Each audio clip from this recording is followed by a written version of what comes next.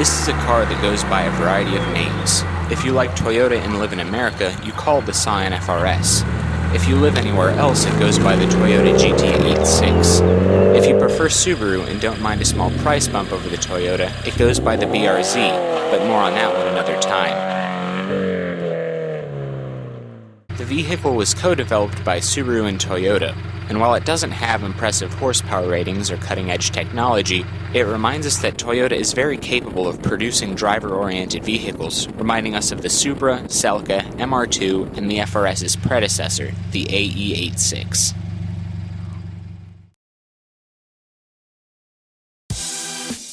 This $25,000 driver-oriented car utilizes the same formula that has worked in sports cars for decades: a front-mounted engine, rear-wheel drive, limited slip differential, and light curb weight.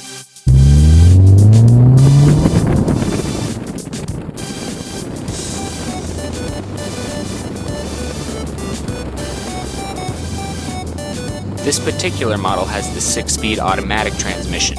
Now before you start typing profanity at the owner and myself, let me just say that the automatic transmission in this car is one of the best I've ever used.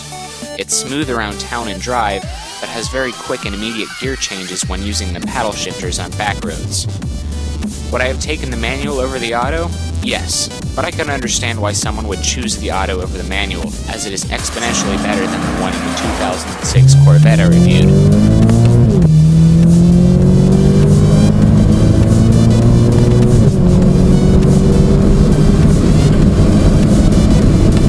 The engine is a 4-cylinder boxer that makes 200 horsepower and a lowly 151 pound-feet of torque.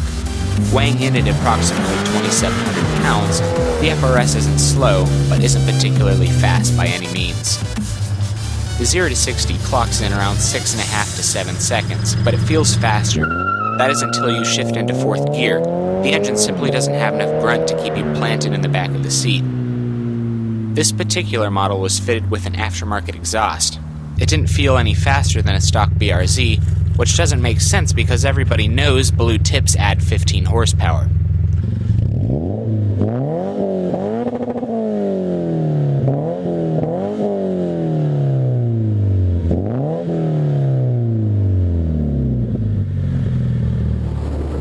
While the FR-S is likely to be beaten by Honda Odyssey at a stoplight, this little Scion can handle with the best of them thanks to the low-mounted boxer engine, stiff suspension, and relatively featherweight design. The interior isn't exceptionally better or worse than you'd imagine for a $25,000 car, but it has quality-feeling materials in places where you interact with it the most, like the sport seats, steering wheel, and red stitching.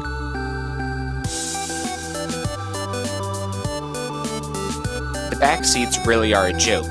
They don't look or feel nearly as nice as the front seats, but then again, the FR-S wasn't designed with backseat passengers in mind.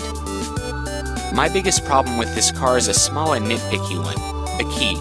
It's the same one that Toyota uses for the Corolla, Camry, and their other less exciting vehicles.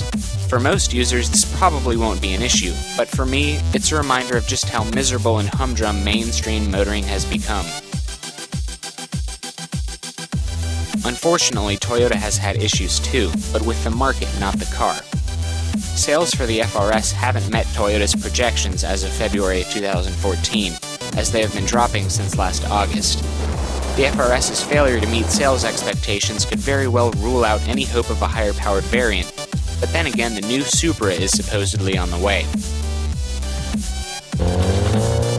To me, the majority of sports cars have morphed into expensive, high-horsepower, technologically advanced machines that don't connect with the driver as much as they used to.